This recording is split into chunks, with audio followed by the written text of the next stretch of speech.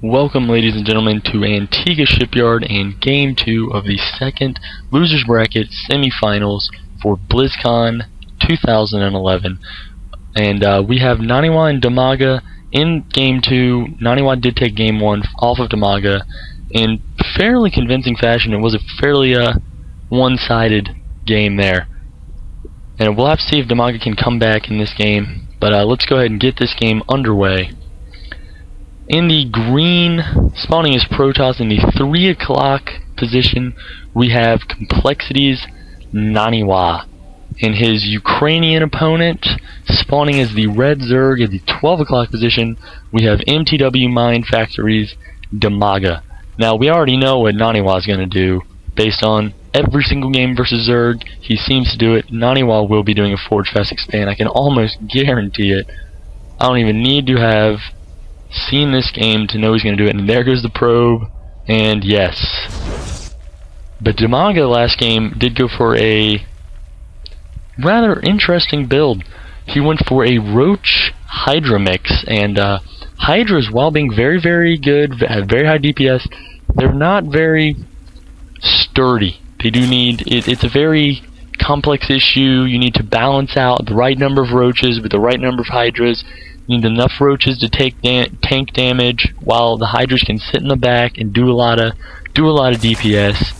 But if you do mess it up even just a little, it can be fairly devastating, and it can lose you a game. The Forge, though, is going down for Naniwa, and he'll probably, what we've seen him do a lot is he'll probably make the Nexus and then the Cannon. It does seem to be his favored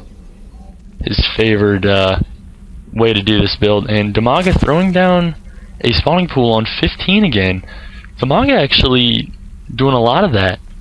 So we'll have to see if that takes off in the ladder, or why he's doing that, and if there's a particular reason, if it gets a little bit better economy out, or what. But if Dimaga's doing it, it must be pretty good. Very good player. Naniwa last time did go for the double Stargate into an 8-gate push, which is an extremely powerful build. But we'll have to see, and there goes the Nexus down for Naniwa. We'll have to see this probe. Oh, Dimaga, you cheeky bastard. Just getting it off. Naniwa was just outside the range to be able to block that. But we will have to see. What we have not seen from Naniwa yet is a lot of robo play. He did go for it in game. He went for a lot of Immortals in game 1 versus an ST, but not many of the what seemingly is the crutch of a lot of Protoss in Colossus. It's actually fairly impressive. If you can win games without Colossus, then you're a good Protoss player. Zergling's now streaming across the map. And they could surround that probe, pick that probe off. That probe running for its life. Just a couple more hits. This is the most intense action I've ever seen. 2 more hits. Oh, just 1 more hit. And oh, the probe. Oh my god, the probe does go down. And as much as I was making fun of that, it actually is kind of good for Dimaga. He did not let Naniwa see that he was throwing up that third base there. That very intelligent third base. As Archosis would say, a very handsome third base. Handsome play there from Dimaga, just seeing, oh, Forge Fast Expand, you have no army. I'm going to throw up a third. Gonna get that economy out. Naniwa, though, just chrono boosting out probes. Getting an amazing economy early. Can be very strong for a Protoss. Once again, we saw Dimaga take these 2 gases at around the same time, so could be going for the same army composition here with that Roach Hydra. It looks to be roughly the same build. Once again, Naniwa getting a ground weapons level 1 upgrade fairly early. Getting the 1 Zealot out and then going into sentries. We'll have to see if he throws down Stargates again. Or if he tries to go for something else. Maybe just a straight up gateway attack. We'll have to see.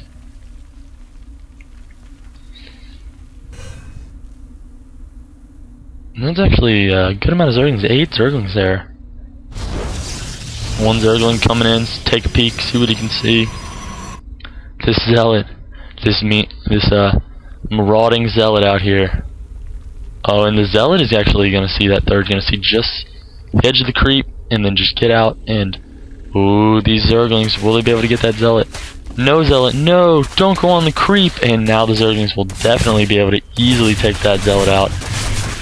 Will he... did he get one? Okay, it looks like he may have gotten one drone there with that Zealot. 3 more gateways coming out. Last time we did see 3 gateways coming out before 2 Stargates went down. We'll see what he wants to do this time. Taking these 2 gases down here, going up to 4 gases.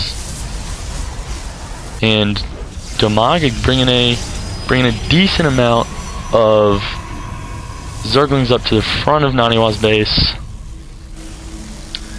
Looks like this Overlord who is just posturing over Naniwa's base will finally go down to sentries. It will be tickled to death by the Tickle Ray. Roach Horn now done. 9 roaches coming out for Dimaga. Could see a pretty quick push here. See if he can do some good damage. 12 Zerglings behind it as well. Getting the lair up now. And we do see a robotics facility for Naniwa. And ooh, maybe just a couple Zerglings getting picked off. Naniwa going to push out. Just not going to let him posture right outside his base. But we could actually see some robotics play coming out for Naniwa. And ooh, that's a good little pylon there. What this pylon allows is it allows you to warp down here, so you can warp in units into the battle here. But what these rocks allow you to do is not have to worry about the... Oh, and that probe. Poor little probe. You don't have to put if you put a pylon out here, it can be picked off really easily. But if you put a pylon up here, you can still warp down here without having to worry about it getting sniped off. And ooh, this could be very, very good for Dimaga. A lot of Zerglings, a lot of roaches. But what we do have for Naniwa coming up is a robotics bay. He is going to look like go for a lot of Colossus. Good force fields, limiting the amount of Zerglings that can be hitting those sentries. But ooh, this looks very, very dangerous for Dimaga. Ooh, but those cannons are going to definitely help in that funnel. 2 Stalkers were warped in, and an Immortal now coming out for Naniwa. Immortal's very, very good versus roaches. These 2 Stalkers going to take some shots. Micro will do a little shooting, backing away, practice known as kiting. It allows you to get damage out without being damaged, so very, very smart there by Naniwa. 2 more gateways coming up for him. That Immortal does now come out. And Thermal Lance being reached as well as the first Colossus coming out. And Galil Reconstitution, more commonly known as Rope Speed, coming out for Dimaga. 11 Hydras coming out. Dimaga, I love you, man. I love me some Roach Hydra. It's very, very cool to see. More pro players getting those Hydras, trying to see if they can work with Hydras. And we'll have to see if he can make it work this time. Let's go ahead and see the worker supply here. Fairly even. Dimaga with a slight lead. But the one bad thing about going Roach Hydra is he might be thinking Naniwa is going to try to go Stargate again. He probably did see that game versus an ST.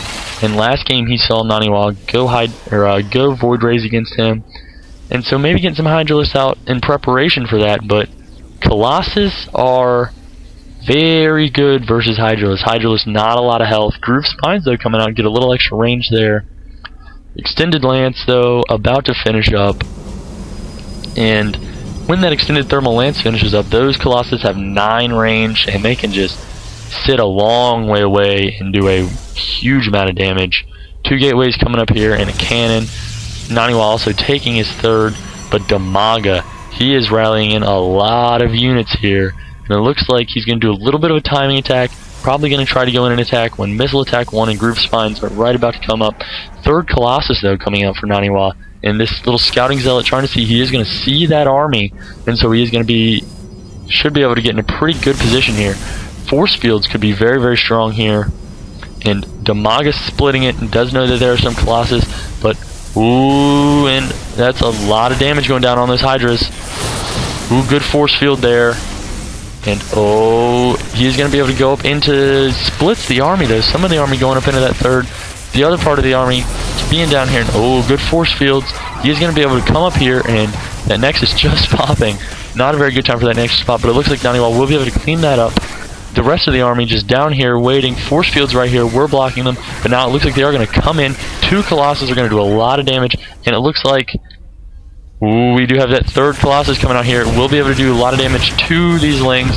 That Immortal should be targeting that Roach instead. Yeah, and there it is. Takes that out. 2 Lings now in here, but he does warp in. 2 Zealots to deal with that.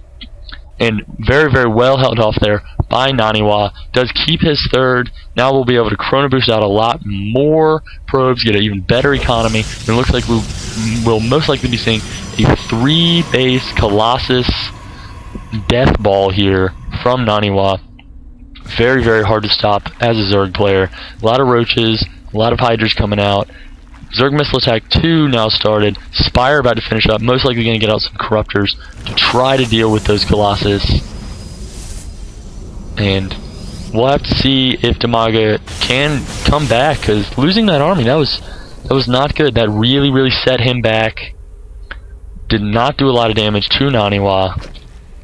Ooh, very, very cool there. Dimaga throwing down a Corruption onto the Robotics Bay, or Robotics Facility rather, not allowing another Colossus to come out, delaying Colossus a little bit. 12 Corruptors started for Dimaga.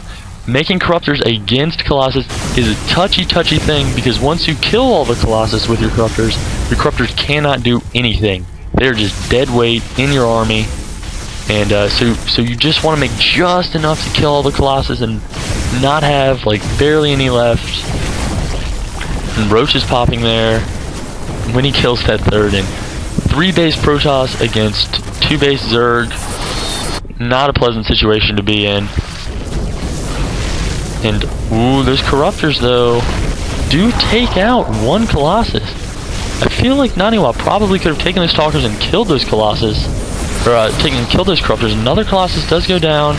Good force fields there, trapping some units. Will those Corruptors be able to take out another Colossus? I do not think Naniwa is focusing those Corruptors. Could be saving his Colossus a little bit better here. And the last Colossus does fall, but now he's got 6 Corruptors sitting there doing nothing, and he can force some of these Stalkers down here. Blink coming out now too, as well as ground weapons too. 10 Hydralisk and 8 Zerglings about to come out there for Dimaga. Naniwa though, very, very smart here. Just does his damage, takes out a base, turns around, and goes home. He knows that he's ahead, and he's just going to sit back there, macro up, get a bigger army, get more ahead, and just go out and take Dimaga out a little bit later. That is a lot of units there for Naniwa. He's at a 30 supply lead, and Protoss units are very, very cost efficient. Blink Stalkers especially. Ooh, and he's even getting Psionic Storm up. See some Templar play. Templars with Psionic Storm are also very, very good against Hydralisks. Looks like he sees the Corruptors out, and he's going to play off of that. Corruptors are being made, and so he's just going to make units that Corruptors can't hit, and it can still do a lot of splash damage. And oh my goodness, look at the balls on this guy. Taking the gold base right in front of the Zerg player. Wow, Naniwa, you, sir, are very, very bold. I like it, I like it, I like it. Says, I dare you to try to kill me. And oh, we could see this could be the final engagement here. And oh, it's gonna come down to some storms here. And oh, huge, huge storm. Dimaga just eating it. Not really anything he can do. And wow, Naniwa's just gonna blink in there, kill everything. GG, good luck from Dimaga. Naniwa playing very, very well. Does take out Dimaga in this best of 3 series, taking it 2-0, and he will go on to face Sin in the Losers Bracket Finals. That should be a very, very good game.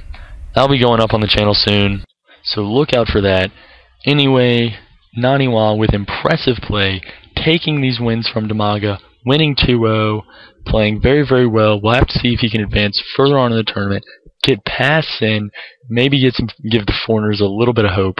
We'll have to see if that coming up. I will get all the rest of the BlizzCon videos to you as soon as I can get them done.